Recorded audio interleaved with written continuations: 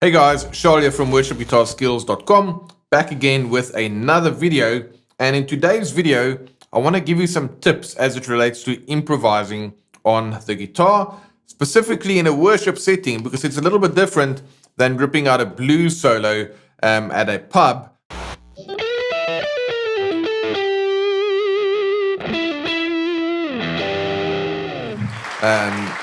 Slightly different approach, obviously, in a worship setting, but we can still make the guitar talk and we can still do a bunch of fun stuff.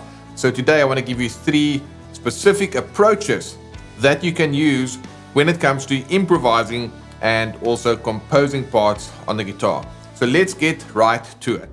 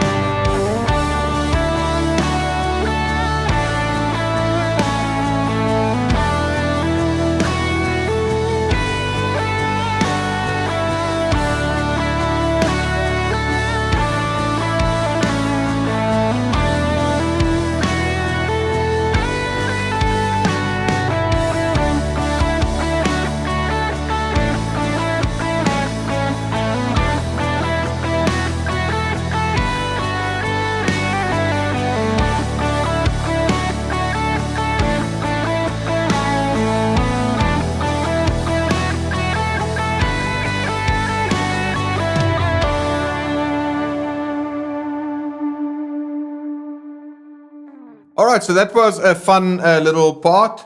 Essentially, I used 3 different components there. First of all, I focused on chords. These are the 4/2 chord voicings, which I've taught a lot about on this channel. In essence, it's playing chord shapes that only make use of the 2nd and 4th strings. So I add D to A to E minor, G. So we'll break that down in a second, but that was the first part, a chordal approach. And you can do this over any progression.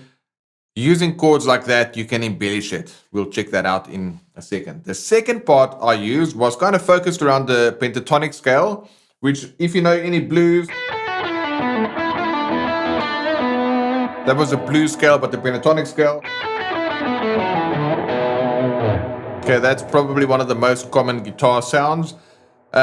But there's a song called Build My Life, and for the most part, it's using the major pentatonic scale.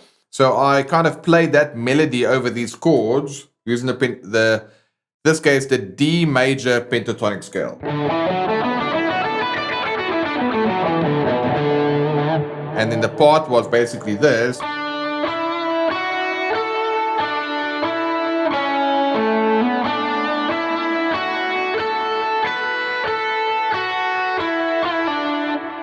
Everything just purely D major pentatonic except for that note, which is a C sharp, that's not part of the scale. All right. And then, so that was my second approach, pentatonic scales. I'm going to show you at length how to do that. And then the third approach was more of a rhythmic approach, all right, for improvisation. So many guitar players try and add more notes or play faster, or whatever the case would be, when they try and up the ante in their playing, so to speak. But instead, you can just do more rhythmic things and therefore kind of ramp up the rhythmic vibe, right? So what I did there was essentially the same thing, but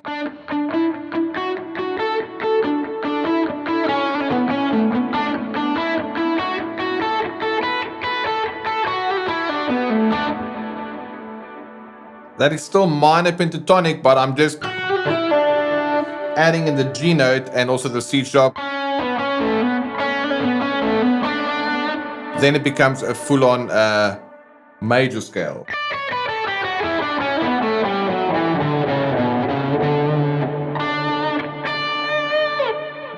So there you have it, 3 approaches.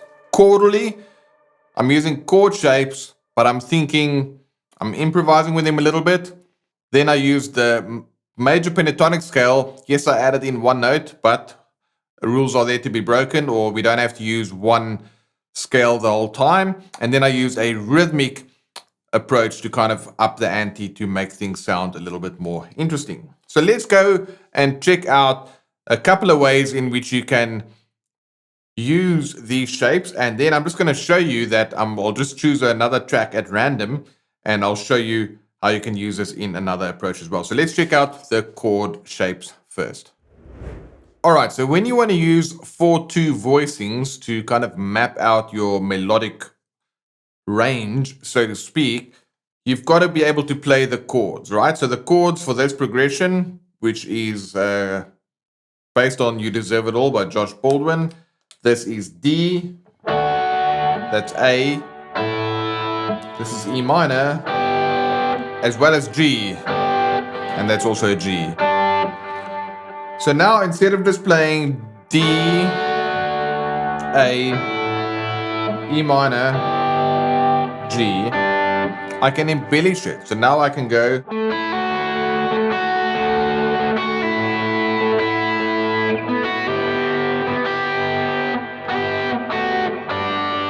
and I can add in non-chord tones as well. So I can go from G, D, G. All right, or I can have D, A, E minor,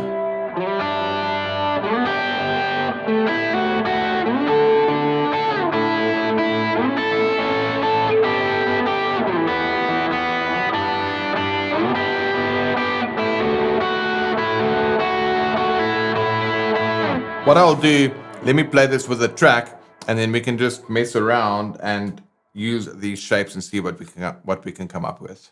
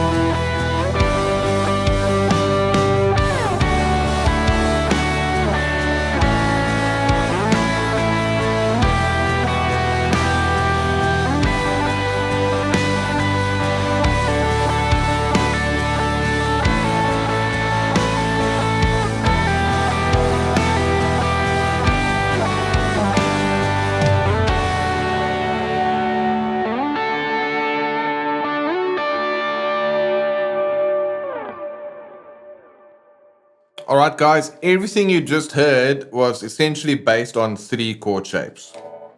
If we call this shape 1, if we call this shape 2, and we call this shape 3. All right, and then I just added in additional notes. So I know that this will be a D major, an E minor, an F sharp minor, a G, a B minor, and now we don't really use the diminished chords, so that we can just play this as an A again, and then a D.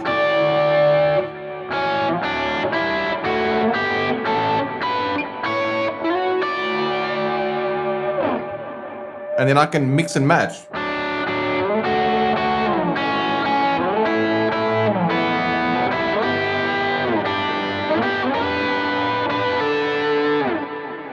All right, those simple 3 shapes, you just need to know where to play your major chords and your minor chords.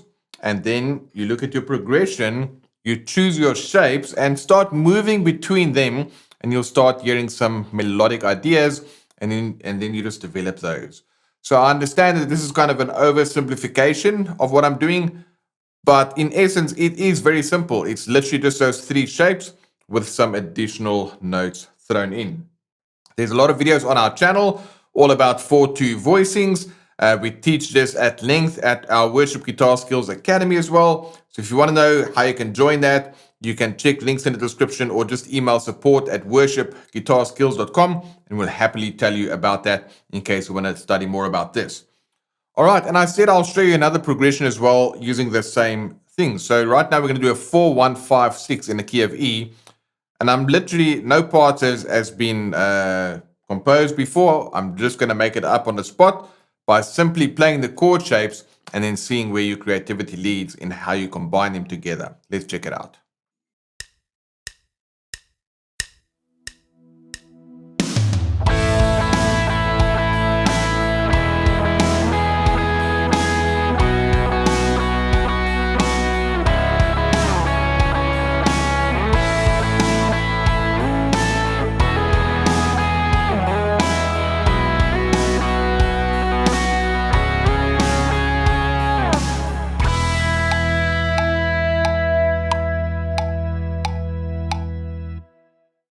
So as you can see, nothing to it. I just played the chord shapes. I played A, I can do that A. I played E, I can add in that E or this E. I played B, and then I played C sharp minor. Simply jamming around the chords. Now, when you know your chords and you can string them together quite easily, that is the way in which you can start coming up with more interesting sounding melodic ideas. So like I said, if you want to learn more about this, support@worshipguitarskills.com. We can send you some options, and we've also got a lot more of this on the channel. Now this video has gotten a little bit long, so what I'm going to do in the next video, I'm going to show you how I'm doing the pentatonic stuff, as well as some improvisation that I can do with the minor pentatonic scale. See you in that one.